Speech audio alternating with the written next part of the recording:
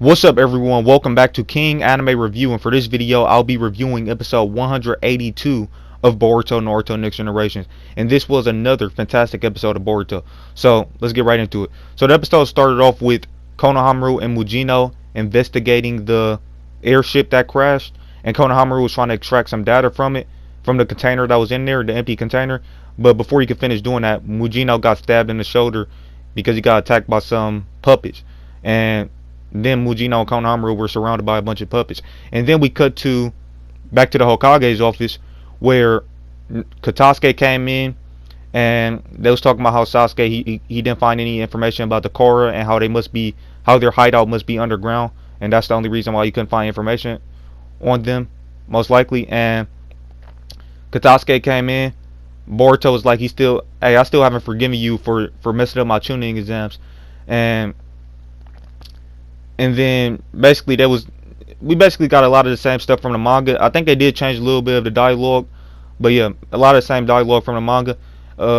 Naruto, he basically sent Team 7 on a C rank mission to protect, or basically guard, Katasuke, and also deliver the scientific ninja tool, the prosthetic arm that he used against Boruto in his fight. Deliver that to a research laboratory outside the village, a bigger one than the one that's in the village. And Boruto was like a C rank mission. Well, it would have been more understandable if it was a B rank mission, because Boruto, he always wants the higher mission, so he's a little bit disappointed. And then he walked out of the Hokage office. Now this is where the manga and the anime differ. The anime actually changed something here, which is great, bro. I love it. See, look, the anime is doing a great job. It always add more detail to the manga, to the story from the manga, and sometimes it makes some very necessary and very great changes. And we had a couple of changes in this episode. So one of the changes that it made was, in the manga, I remember Boruto, he was so mad about having to work with Katasuke that he literally stormed out of the Hokage office. He ran out of the Hokage office like he was throwing a temper tantrum. In this episode, the anime changed that scene from the manga, and they had it where Boruto, he was just disappointed about getting a C rank mission instead of a B rank mission, and he just calmly walked out of the Hokage office. That was a fantastic change, because Boruto, he's no longer that bratty type of kid that he was well, I wouldn't even call him bratty, but he's not the same type of kid that he was at the start of the series. He's a lot more different now, and he's a lot more mature. And I believe in the manga, Sasuke said something about he thought Boruto matured a little bit, but he guessed he was wrong. In the anime, Sasuke didn't say that, so they actually took out that scene. They're making Boruto's character development that he got all the way back during the tuning exams. They're making that very, very clear. He's a lot more mature than he used to be, and I love the fact that the anime changed that. And then we got into the stuff with Boruto. It looked like he was at Thunderburger or something, or whatever. He was at a restaurant, and Team 7, Sarda and Mitsuki, they came in, and they was like, so you're not gonna go on a mission or whatever. And Boruto was like, well, it's not that I don't understand what my dad was talking about. I get what he was talking about. It's just that he really doesn't like the scientific ninja tools. And Sarda was like, well, I gotta go because I gotta live up to the Hokage's expectations, obviously, because she's gonna be the next Hokage, or she's gonna be a Hokage in the future, hopefully the next Hokage. Now, anyways, so then Sarda walked away, and then Mitsuki, here's another thing that the anime added in, and it makes sense, because Mitsuki, in the manga, I'm pretty sure he just said that if you're not going, I'm not gonna go, Boruto. But in the anime, he said that exact same thing at first, and then he said, well, that's how I feel up until now, but I have my own will now. So obviously the Mitsuki arc, that wasn't in the manga, so all of the character development that Mitsuki got in the anime, he didn't get that character development in the manga. So that's why in the manga, Mitsuki is still acting like in the scene in the manga, Mitsuki was acting like how he acted at the start of the series, where he was like, hey, I'm not gonna go if you're not gonna go, Boruto. But in the anime, they actually show Mitsuki's character development. So look how great the anime is doing at improving stuff from the manga. They're making sure the character development that the characters got in the anime previously is maintained and it's not regressed. They're making sure that they're not regressing the characters back to their former selves. They're making sure that they keep that character development that they got, and making sure that that character development is made very clear, even if it means changing certain scenes from the manga. So this is fantastic, man. This is just very, very fantastic. I love what the anime did with that stuff, changing some of the scenes and making them better. And then they also cut out that scene where they cut out a couple of scenes, but overall, I think they made it better. They drastically improved this in this episode, because I believe this episode is adapting chapter 17. Yeah, I'm pretty sure it's adapting chapter 17 of the manga. They drastically improved the story from chapter 17 of the manga that they adapted. They drastically improved a lot of those scenes, and then we had Boruto and Team 7 along with Katasuke. They got on the train and they ended up meeting Al on that train. And in this scene, Boruto, he learned a lot about the scientific ninja tool. Now, as far as the dialogue from this scene, it was basically exactly the same from the manga. It might have been maybe a few differences, but it was exactly the same from the manga, from what I could tell. But yeah, Boruto and Ayo, Katasuke and Ayo, they started talking, reminiscing about the past. Katasuke explained that Ayo used to be a patient of his, and yeah, and then also Katasuke mentioned that Boruto said, oh yeah, so what happened was Boruto, he almost dropped the briefcase that carried the that prosthetic arm that Naruto used in the fight against Boruto. He almost dropped it, and then he quickly picked it up, and Sarda was like, "Oh, I thought you didn't care about. I thought you didn't like the scientific ninja tools." And he was like, "Yeah, he doesn't, but it's more, the mission. It's about the mission. That's why he's so concerned about it." And Katasuke, he mentioned that the scientific ninja tools was just basically like a stepping stone to development more projects, more things, like stuff for civilian use, like prosthetic legs and prosthetic arms. Sarda also mentioned that, hey, the video games and computers you love to play on, that's also because of scientific technology. That was also created with scientific technology. But Boruto said, yeah, but that's different because there's no need for this scientific ninja tool. And he's absolutely, well, I kind of, back when I was reading this stuff from the manga, I actually agreed with Boruto. I actually didn't like the whole concept of the scientific ninja tool because it kind of like, I just didn't like it overall. But when I went back and reread the manga, I actually started to understand it more, because Naruto, he was saying like, these scientific ninja tools, basically because of what Sasuke and Naruto said in the last episode. What Sasuke said was the threats to the shinobi world isn't over with yet, and Naruto, he's basically saying that we need these scientific ninja tools in order to protect people. And like they're basically helpful. They're helpful tools for the Hokage. That they're helpful assets to the village that can help protect the village. So that's why they're needed. But Boruto said we don't need something like this. He was talking about the scientific ninja tool arm. He was like, that's different from his computers and stuff like that, because this is not needed. And back when I was first reading the content of manga, I actually agree with Boruto. I didn't think the tools was needed, but upon further reading and further analysis, they're actually very valuable assets. Now, then Ayo, he basically took because Katasuke was fixing his wrist with he was basically tightening his wrist with the screwdriver, and Ayo, he took that screwdriver and he put it right up to Boruto's neck, and Mitsuki and Sarada was very shocked. But basically what L did, he was using that as an example. He was like, see, if you were my enemy, I would have been dead. You would have been dead now if you were my enemy. But these tools aren't inherently good or bad. It depends on how you use it, and that's the message that they've been driving home in these past 2 episodes, and they've been doing a fantastic job at explaining how the scientific ninja tools aren't inherently good or bad. It's about how you use it. That's a very great concept, and it's a very true concept, because the screwdriver, it was at first being used to tighten Ao's wrist, so it was being used for a good purpose, but it could have also been used to kill Boruto. So yeah, that was great. Also, we got to add a scene that wasn't in the manga with Jigen explaining to Amato that he basically set up that whole thing with the airship. Like he wanted, the reason why he allowed the airship, the reason why he allowed the vessel to go off on a unnecessarily leave. The reason why he allowed the vessel to unnecessarily leave on that airship is because he wanted to test and make sure that people in the car were loyal and that there weren't any traitors. He wanted to make sure, he wanted to basically weed out the traitors, and that's a very smart thing.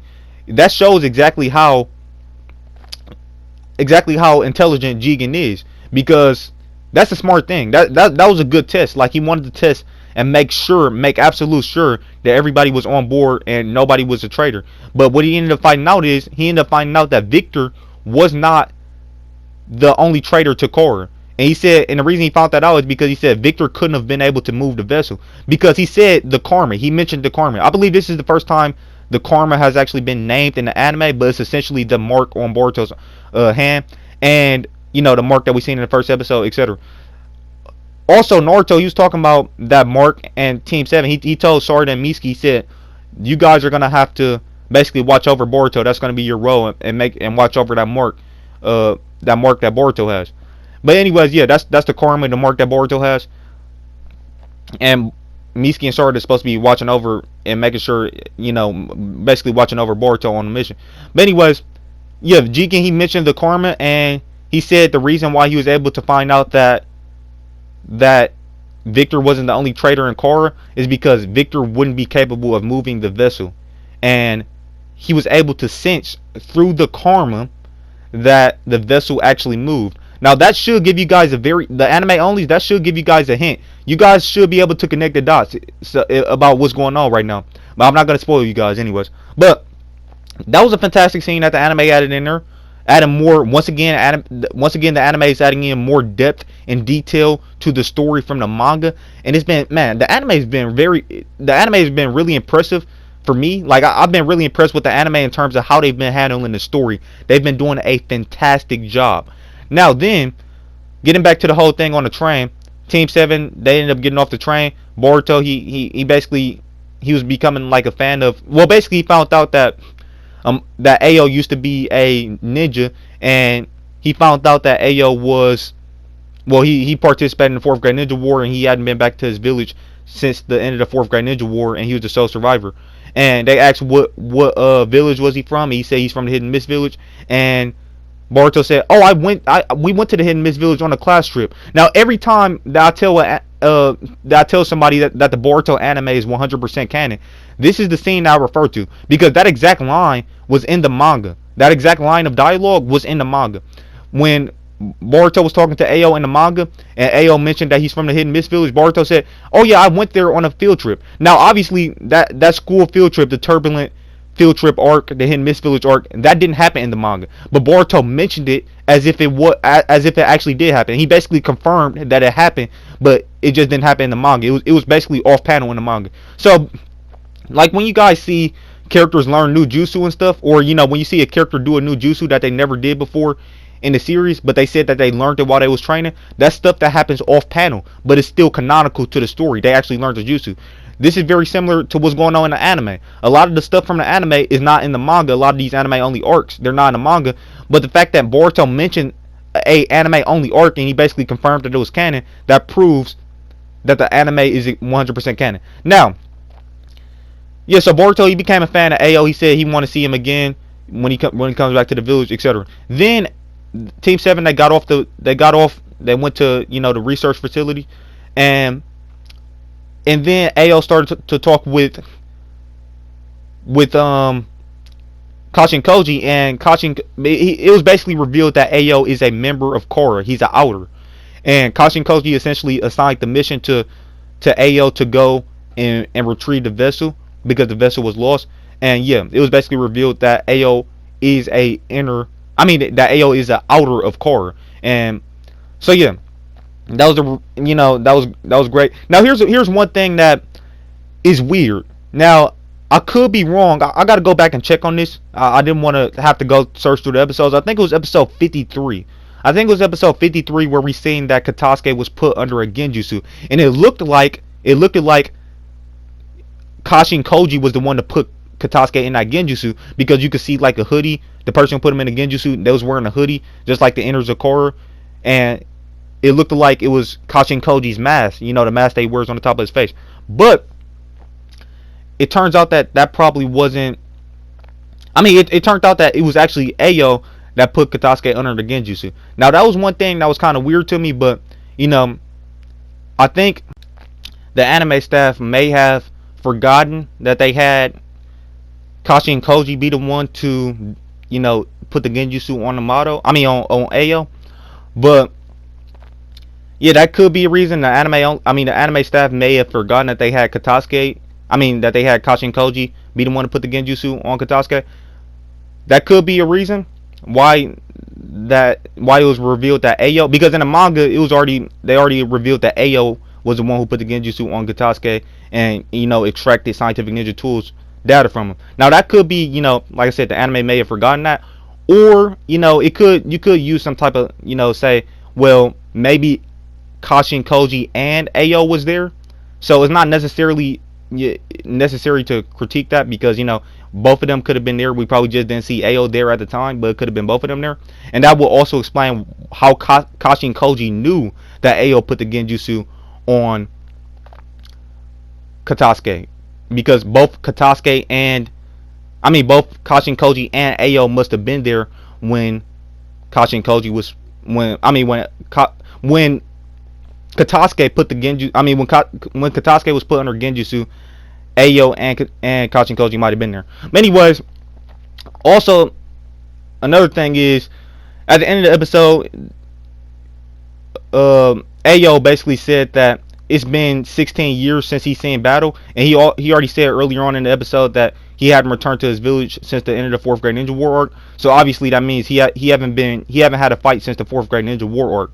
That was 16 years ago. I'm happy the anime, added that in there. That was also stated in the manga as well.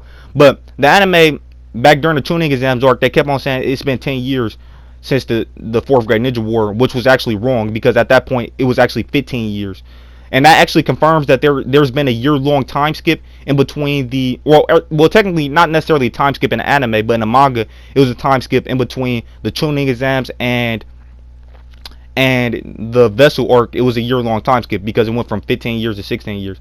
Now the anime, what they was doing was they was basically rounding down the time that it's been since the fourth grade ninja war arc. They was basically rounding down, saying, oh yeah, it's been about 10 years since the fourth grade ninja war arc.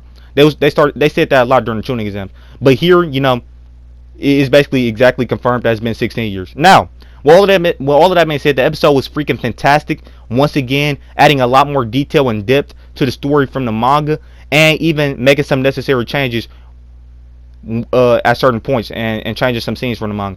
The episode was absolutely fantastic. I give it a 10 out of 10 in terms of story. The artwork, I didn't notice any artwork errors, so I'm gonna give that a 10 out of 10 as well. And the animation, I'm gonna give a 10 out of 10. I just think it was a 10 out of 10 episode overall.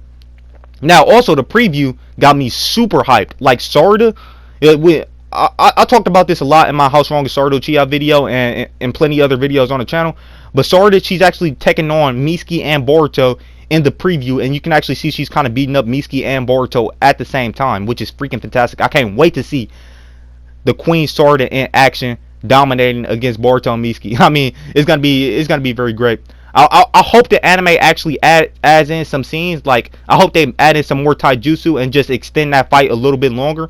I hope they make that fight longer in the anime. I really do. But yeah, seeing Sarada, we seen Sarada beat up Boruto and Mitsuki in the preview, and yeah, I can't wait to see that. Also, Sumire is going to be making a return. Now, I noticed a thing from the preview that wasn't in the manga, and that's the fact that the Nue was actually in the preview, which makes sense because in the manga the Nue wasn't there.